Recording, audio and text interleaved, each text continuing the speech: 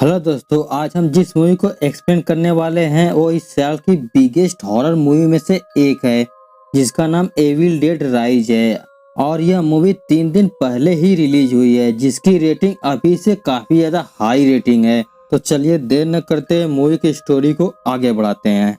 Movie के starting में हम एक लड़की टेरेसा को जंगलों के बीच में एक नदी के किनारे देखते हैं, जहां पर टेरेसा के साथ उसका एक फ्रेंड केलब होता है।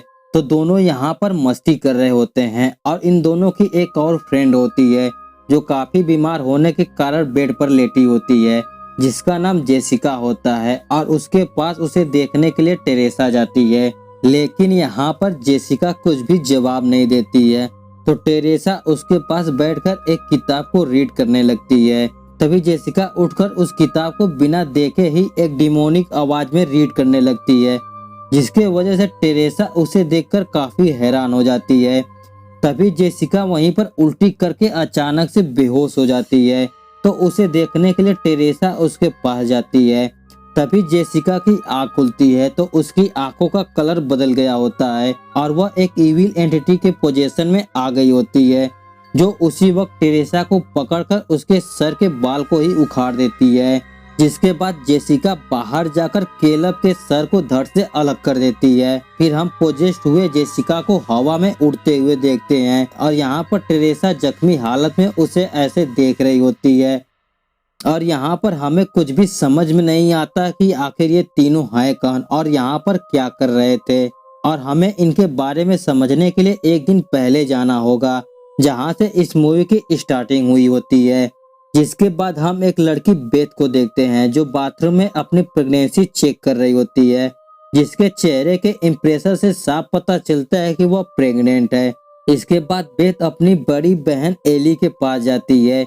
एली एक टैटू आर्टिस्ट होती है जो यहाँ पर अपने 3 बच्चों के साथ रहती है, जिसमें उसका बड़ा बेटा डैनी होता है और दूसरी बेटी ब्रिजेस्ट होती है और इन सबसे एक छोटी बेटी कैसी होती है जो घर की लाडली होती है। फिर यहाँ पर बेथ आती है जो सबके लिए कुछ न कुछ गिफ्ट लाई होती है और यहाँ पर वो एली के हस्बैंड के लिए भी एक गिफ्ट लाई होती है।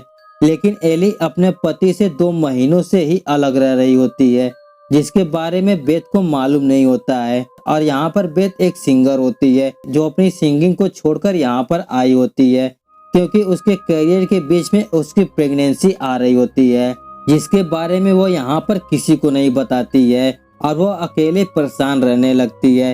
खैर यहाँ पर एली बच्चों को अपने आंटी के लिए पिज्जा लाने के लिए बाहर भेज देती है, जिसके बाद वो बेथ के पास जाकर बैठ जाती है।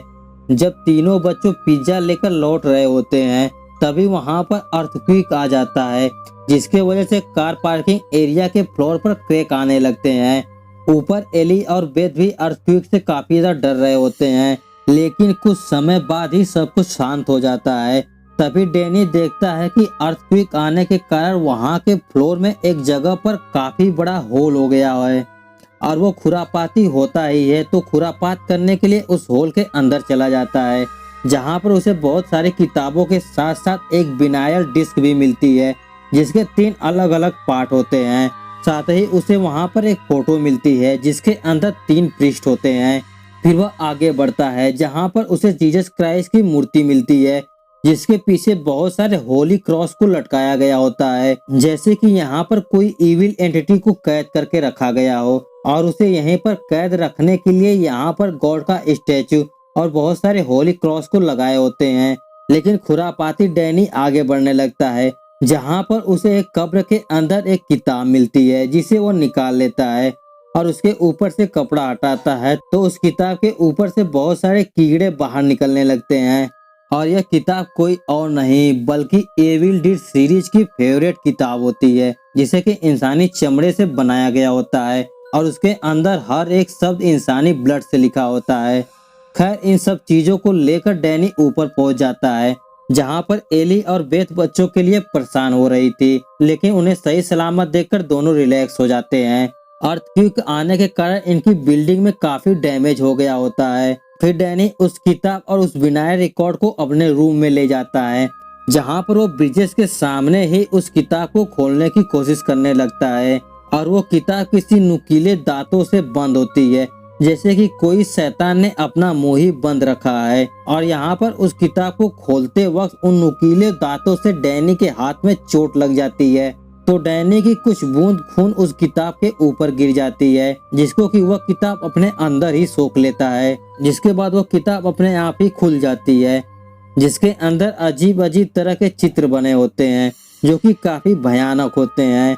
और यह सब देखकर ब्रिजेश उस किताब को बंद कर देती है और यहाँ से चली जाती है।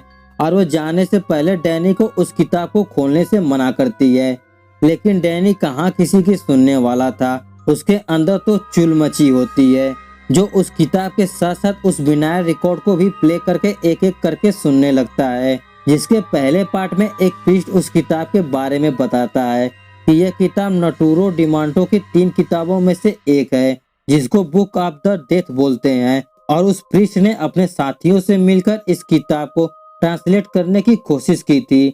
इसी बीच हम एली को देखते हैं, जो लॉन्ड्री के लिए कुछ कपड़ों को लेकर लिफ्ट में जा रही होती है। इसके बाद डैनी उस दूसरे पार्ट के विनाइल रिकॉर्ड को भी प्ले करता है और उसे सुनने लगता है, जिसके अंदर उस किताब के मंत्र होते हैं, जिसे वो फादर रीड कर रहे होते हैं। और उस फादर की आवाज धीरे धीरे डिमोनिक होने लगती है। तो जल्दी से डैनी उस टेप को रोकने की कोशिश करने लगता है, जो कि रुकता ही नहीं है। और यहाँ पर डैनी उस रिकॉर्ड को ना ही रोक पाता है और ना ही उसे तोड़ पाता है, जैसे कि कोई इविल एंटिटी उसे ऐसा करने से रोक रही है। और मंत्र पूरा होने के बाद ही एक डिमोनिक एंटिटी लिफ्ट में जाकर एली को पोजेस्ट कर लेती है। और वो डिमोनिक एंटिटी एली के शरीर को बांधकर उसके शरीर के सारे हड्डियों को तोड़ मरोड़ देती है, जो कि काफी भयानक होता है। जिसके बाद इनके अपार्टमेंट की लाइट ही चली जाती है। और यह सब देखकर डैनी काफी ज्यादा हैरान हो जाता है, क्योंकि उस किताब के पन्ने बहुत तेजी से अपने आप ही बदल रहे होते हैं। और यहाँ पर ब्रिजेश नोटिस करती है कि सिर्फ उनके यहाँ की ही लाइट गई है। जिसके बाद एली ऊपर आती है, जो कि पोजेस्ट होती है, और वो सीधे किचन में जाकर गैस को ऑन करती है, जहाँ पर एली कच्चे अंडों को पेन में तोड़कर बनाने लगती है। यह सब देखकर बेथ और बच्चे उससे पूछने के लिए आते हैं, तो एली उन्हें एक इविल स्माइल पास करती है और उन्हें डराने की कोशिश करने लगती है। इसी बीच में एली अपने होश में आती है, जो कहती है कि वो मेरे अंदर है और उसे मेरे बच्चों को नुकसान पहुंचाने मत देना। और वो ऐसा कहते ही वहाँ पे बहुत ज्यादा मात्रा में वॉमिटिंग करने लगती है, जो कि बहुत ही ज्यादा होता है। जिसके बाद वो वहीं पर बेहोश हो जाती है, जैसे कि स्टार्टिंग में जेसिका के साथ हुआ था। खैर, इन सब के बाद बेथ और डैनी एली को हॉस्पिटल ले जाने की कोशिश करने लगते हैं, लेकिन दोनों लिफ्ट में जाने से डर रहे होते हैं। और इनके फ्लोर की सीढ़ियां भी पूरी तरह से टूटी हुई होती है, जो शायद अर्थक्वेक के कारण या फिर कोई डिविन एंटिटी ने तोड़ दिया होगा। तो दोनों उसे रूम में ले जाकर सुला देते हैं, क्योंकि उन्हें ऐसा लगता है कि एली अब मर चुकी है।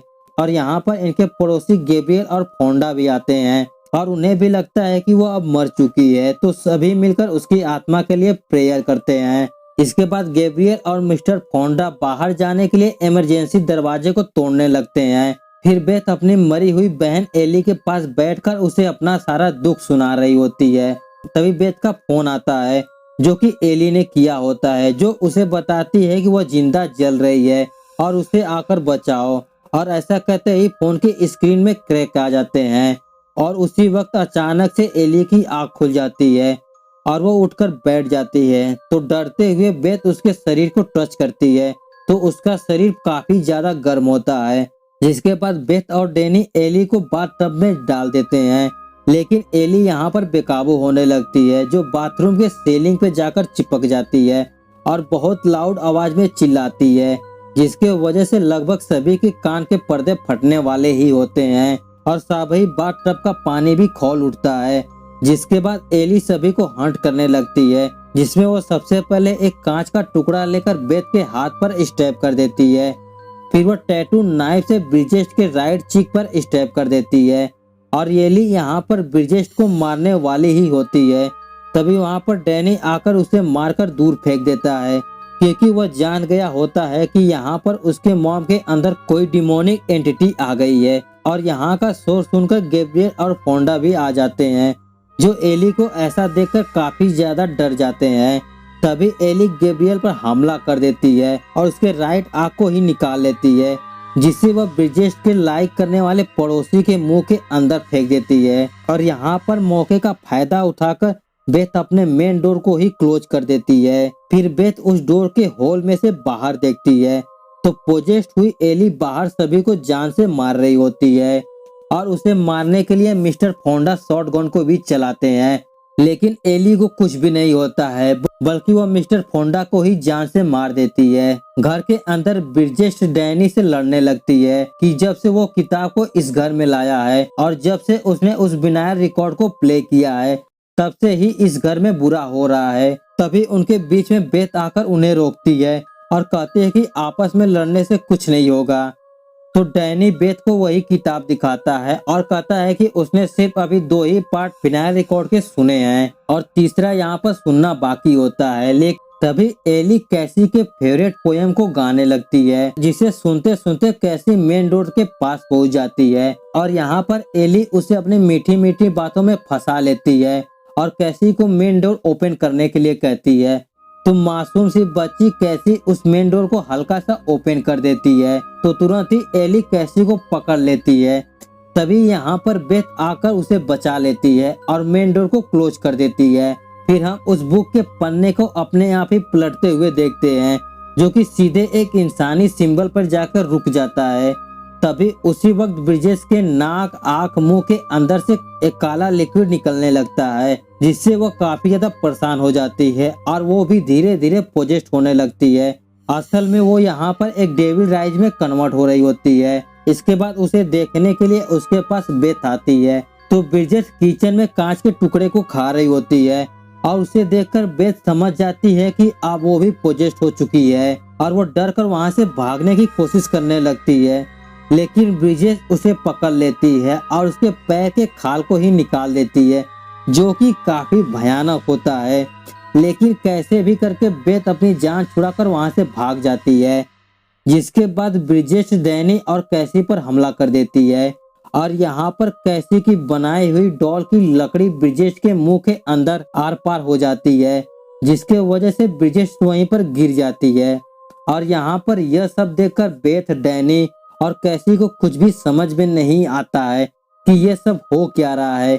फिर भी वो लोग सेफ्टी के लिए ब्रिजेश को एक बेड पर बांध देते हैं, जिसके बाद बेथ डैनी को एक नाइफ देती है और वो खुद ही एक कमरे में चली जाती है, जहां पर वह उस आखिरी विनाइल टेप को हेडफोन लगाकर सुनने लगती है ताकि कोई और उसे ना सुन पाए। अगर कोई नुकसान हो भी तो सिर्फ उसके साथ ही हो। और दोस्तों, यहाँ पर इस मूवी के असली राज खुलते हैं। असल में यह किताब उन प्रीस्ट को मिली थी जो इसे ट्रांसलेट करना चाहते थे, लेकिन उनको इसके लिए चर्च अप्रूवल नहीं देता है, क्योंकि यह किताब एक डिमोनिक किताब होती है जिसके अंदर इंसानी सैक्रिफाइस के बारे में लिखा होता है और उस किताब के अंदर हेल के अंदर सोए हुए डीमन को बुलाने के मंत्र होते हैं, साथ ही उन्हें बुलाने के विधि भी होते हैं। और ऐसी ही चीजों को वह प्रीस्ट समझना चाहते थे, लेकिन फादर बताते हैं कि ये उनकी जिंदगी की सबसे बड़ी गलती थी और चर्च बिल्कुल सही था और यह demon entity taker of soul है, जिसे खत्म नहीं किया जा सकता है। इसको सिर्फ कैद या फिर इससे दूर भागा जा सकता है और उसे कैद करने के चक्कर में ही फादर के सारे साथियों की जान तक चली गई थी। लेकिन फादर ने कैसे भी करके इस डीमन एंटिटी को उस सीक्रेट चेम्बर में कैद कर दिया था और उसे वहां पर गॉड की सुरक्षा में रख दिया था ताकि वह डीमन कभी भी बाहर ना निकल पाए। लेकिन डैनी उस किताब की तरफ अट्रैक्ट हो गया और डीमन ने उससे उस विनाइल टेप को प्ले करके आजाद हो गया। फादर आगे बताते हैं कि इस डीमन पर कोई भी एक्सोर्सिज्म काम नहीं करता है, ना ही किसी गॉड की प्रेयर काम करती है और डीमन के द्वारा दिए हुए घाव से इंसान डेड राइज में बदल जाता है, यानी कि उस डीमन का एक अंश घाव के चलते इंसान के अंदर चला जाता है, जिसके वजह से वो पोजेस्ट हो जाता है और उन दोनों के बीच में एक लिंक सा बन जाता है। और आगे बेथ उस टेप को सुनती रहती है। तभी दूसरी तरफ ब्रिजेश खड़ा होकर डैनी पर अटैक कर देता है, जिससे वो नाइफ से स्टैब करके मारने की कोशिश करने लगती है, लेकिन डैनी मरने से पहले ही उसके शरीर में आग लगा देता है, जिसकी वजह से ब्रिजेश वहीं पर गिर जाती है। और दूसरी तरफ एली भी डक के रास्ते बेथ तक पहुंच जाती है और यह डीमन एंटिटी काफी चालाक होता है। फिर बेथ पर अटैक कर देता है और यहाँ पर सिर्फ 2 लोग बचे होते हैं।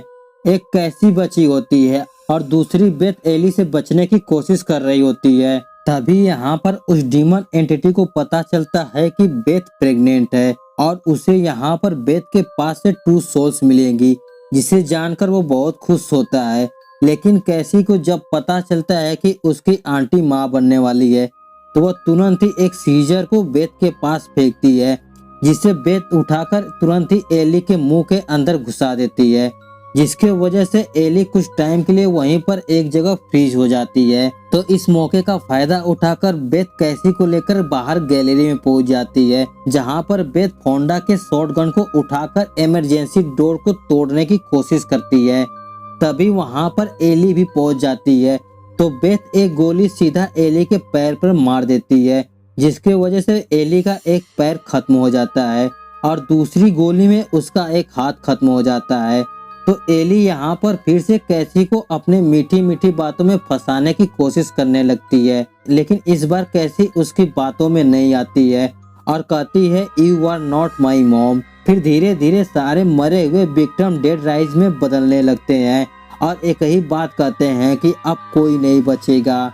तो यहाँ पर बेथ और कैसी के पास लिफ्ट से भागने के अलावा दूसरा ऑप्शन नहीं होता है, लेकिन यहाँ पर लिफ्ट का दरवाजा ही बंद नहीं हो रहा होता है, क्योंकि लिफ्ट के दरवाजे पर घर की चाबी फंसी हुई होती है, जिसे कैसे भी करके कैसे उठा लेती है और लिफ्ट का दरवाजा बंद हो जाता है। तभी हम उस बुक के पेज को पलटते हुए देखते हैं और वो सीधा एक पेज पर जाकर रुकती है, जिसके अंदर एक क्रिएचर जैसे डीमन होता है और उस डीमन के बहुत सारे हाथ होते हैं। तभी वहां पर सारे पोजेस्ट हुए डेड राइज एली के शरीर से मर्ज होकर एक बन जाते हैं और सेम उस बुक के क्रिएचर के जैसे बन जाते हैं, जो सीधा लिफ्ट के ऊपर पहुंच जाते हैं।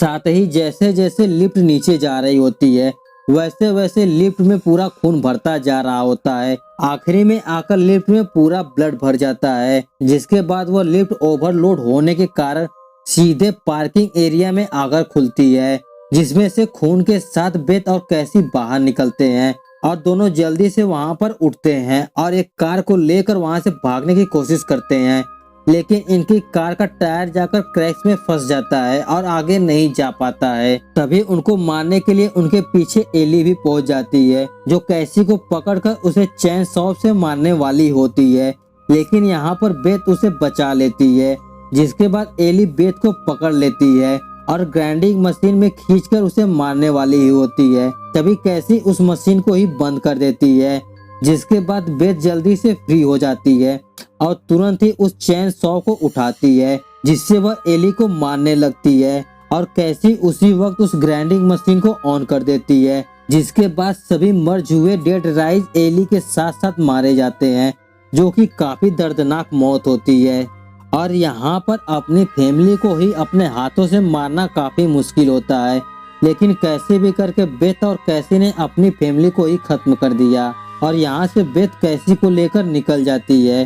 खैर इन सब के बाद हमें अगले दिन का सीन दिखाया जाता है, जहाँ पर एक लड़की लिफ्ट से नीचे आ रही होती है और वो कोई और नहीं बल्कि स्टार्टिंग वाली जेसिका ही होती है, जो इस बिल्डिंग में दूसरे फ्लोर पर रह रही होती है और वो सीधे पार्किंग लॉट में आकर टेरेसा को 15 मिनट में पिक करने के लिए कहती है। तभी जेसिका नोटिस करती है कि वहाँ के फ्लोर पर चारों तरफ खून ही खून है, जिसे देखकर वो काफी ज्यादा डर जाती है और वो तुरंत पुलिस को फोन करने वाली होती है। तभी वहाँ पर ट्रेकर ऑफ सोल यानी वो डीमन एंटिटी पहुंच जाता है, जो जेसिका को पोजेस्ट कर लेता है, क्योंकि यहाँ पर सिर्फ पोजेशन वाले शरीर ही खत्म हुआ होता है, ना कि वो डीमन। और यहाँ से आप सभी को स्टार्टिंग वाला सीन भी समझ में आ गया होगा कि स्टार्टिंग में जेसिका सबको क्यों मार रही थी, क्योंकि यही तो एविल डेड राइज की स्टार्टिंग थी और यहीं पर मूवी खत्म हो जाती है। तो दोस्तों यह थी एविल डेड राइज मूवी की स्टोरी आपको कैसी लगी नीचे कमेंट करके जरूर बताना।